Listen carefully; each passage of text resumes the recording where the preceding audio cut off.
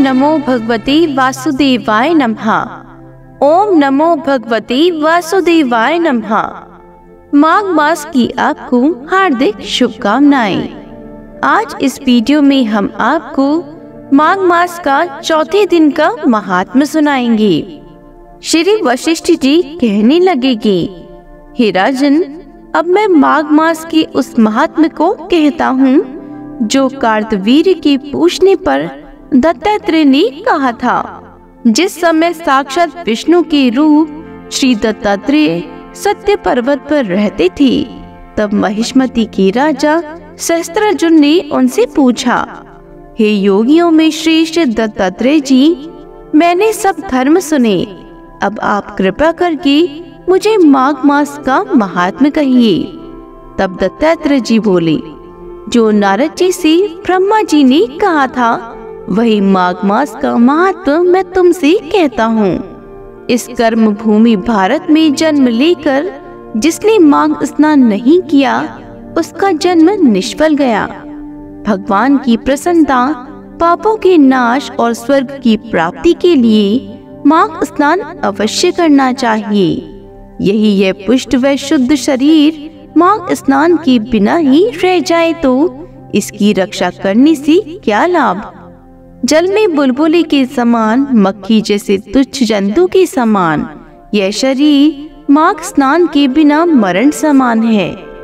विष्णु भगवान की पूजा न करने वाला ब्राह्मण, बिना दक्षिणा के श्राद्ध, ब्राह्मण रहित क्षेत्र, आचार रहित कुल, ये सब नाश के बराबर है। गर्व से धर्म का, क्रोध से तप का, गुरुजनों की सेवा न करने से स्त्री तथा ब्रह्मचारी, बिना जली अग्नि से हवन, बिना साक्षी की मुक्ति का नाश हो जाता है। जीविका के लिए कहने वाली कथा, अपने ही लिए बनाए हुए भोजन की क्रिया, शूद्र से भिक्षा लेकर किया हुआ यज्ञ तथा कंजूस का धन, यह सब नाश के कारण है। बिना अभ्यास और आलस्य वाली विद्या, असत्यवाणी, विरोध करने वाला राजा, जीविका के लिए तीर्थ यात्रा, जीविका के लिए व्रत, संदेह युक्त मंत्र का जप, व्यग्रचित होकर जप करना, वेद न जानने वाले को दान देना, संसार में नास्तिक मत ग्रहण करना, श्रद्धा बिना धार्मिक क्रिया, ये सब व्यर्थ है। और जिस तरह दरिद्र का जीना व्यर्थ है, उसी तरह माघ स्नान के बिना मनुष्य का जीना व्यर्थ है। ब्रह्मघाती, सोना चुराने वाला, मदिरा पीने वाला, गुरु पत्नी गामी और इन चारों की संगति करने वाला माघ स्नान से पवित्र होता है। जल कहता है कि सूर्योदय से पहले जो मुझ में स्नान करता है, मैं उसके बड़े से बड़े पापों को नष्ट करता हूँ। महापातक भी स्नान करने से भस्म हो जाते हैं।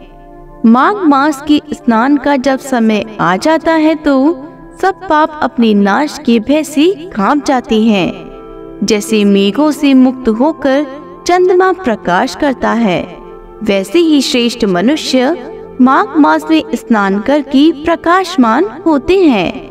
काया वाचा मनसा से किए हुए छोटे या बड़े, नए या पुराने, सभी पाप स्नान से नष्ट हो जाते हैं। आलस्य में बिना जाने जो पाप किए हों, वह भी नाश को प्राप्त होते हैं। जिस तरह जन्म जन्मांतर के अभ्यास से आध्यात्मिक ज्ञान की प्राप्ति होती है, उसी तरह जन्म जन्मांतर अभ्यास से ही माघ स्नान में मनुष्य की रुचि होती है। यह अपवित्र को पवित्र करने वाला बड़ा तप है और संसार रूपी कीचड़ को धोने की पवित्र वस्तु है।